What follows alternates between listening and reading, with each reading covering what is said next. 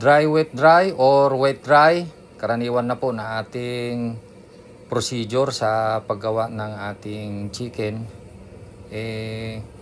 Parehas lang po ang mga procedure na yan. Ang pinaka-importante sa lahat ay yung pag-final coat natin. Yan. Final coat, dry coat. Yan po ang aking tinutukoy. Ganito po yung ating pag-coat dito. Yan. Kailangan ay mas maganda na mas malaki ang bowl para maluwag at mas marami ang breeding mix na ating mailagay. At hanggat maaari ay 2 kamay, pero sa dito sa pagkakataong ito nakahawak kasi ako sa camera, kaya 1 kamay lang aking ginagamit. Pero halos parehas din. Basta alam mo yung technique. Ayan, no? Ayan, no? Yan, paikot-ikot lang. Ipaikot-ikot natin sa ating kamay. At piga-pigain para ma-penetrate yung breeding mix. Dumikit sa manok. Ayan. Medyo ipagpag lang ng konti. Ayan. Ganyan. Ayan. So, paikot-ikutin lang sa ating kamay.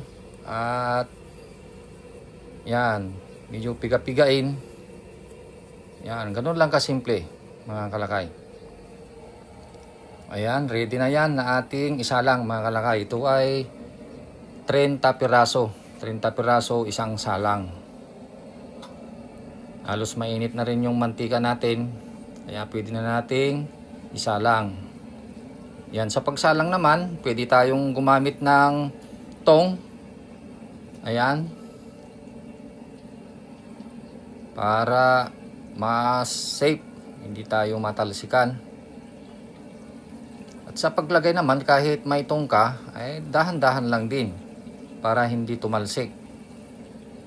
Pag bitaw natin ng chicken, ay kailangang smooth lang yung paglagay sa mantika para hindi tumalsik.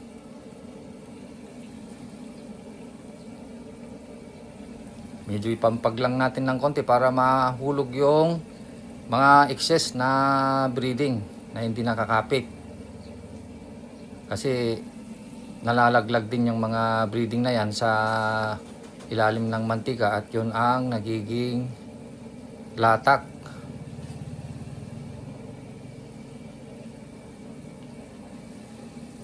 So, ganyan lang po yung paraan natin sa pagsasalang natin ng chicken.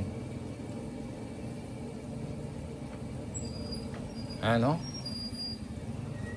Kada ipit natin ay pinapangpag natin. Pinapagpag para mahulog na yung mga hindi nakakapit na breeding mix.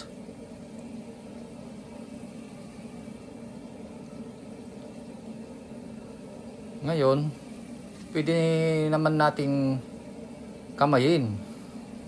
Kung wala tayong tong, pwede rin nakamayin, mga kalakay. Nasa sa atin na yun kung ano yung ating nakasanayan. Pag-asa ka, Senator or Senator 2025. Ayan, kay Marcolita tayo. Mga kalakay, huwag niyong kalimutan.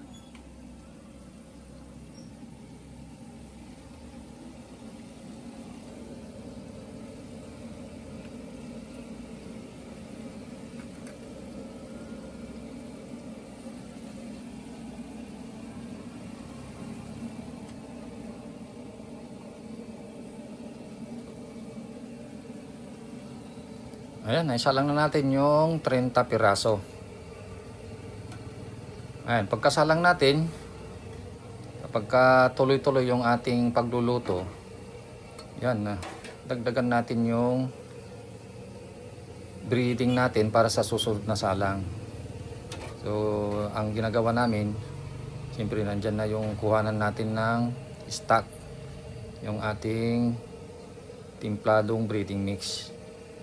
Nakalagay lang sa timba. So, ganyan lang po. Dinadagdagan lang. Ayan. Ayan, pagkasalang natin, about 50 seconds to 2 minutes ay pwede na nating galawin o haluin yung ating chicken na nakasalang.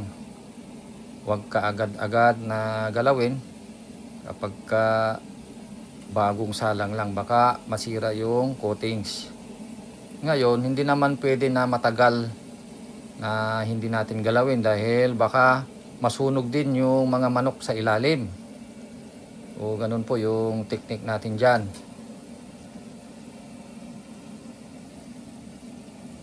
Ayan, ang cooking time po natin ay 8 minutes to 10 minutes lang.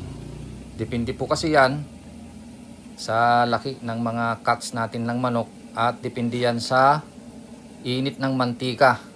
Ayan.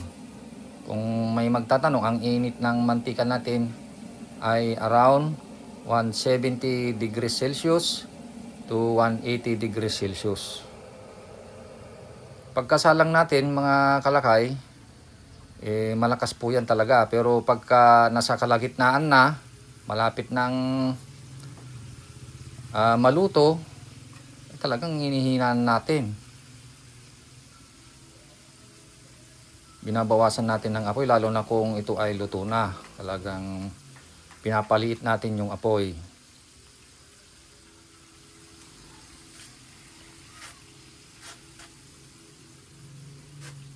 So ayan, around 8 to 10 minutes luto na po yung ating chicken. Yan na po yung finished products natin. Tignan natin yung ating lutong fried chicken. Napakaganda ng kulay, crispy, at sa ilalim niyan napaka-juicy mga kalakay. Yan, kung gusto po ninyo yung procedure namin na maisalin sa inyo yung buong recipe namin, ay mag-avail po kayo ng 1K package po namin, complete tutorial ng fried chicken, upgraded recipe po.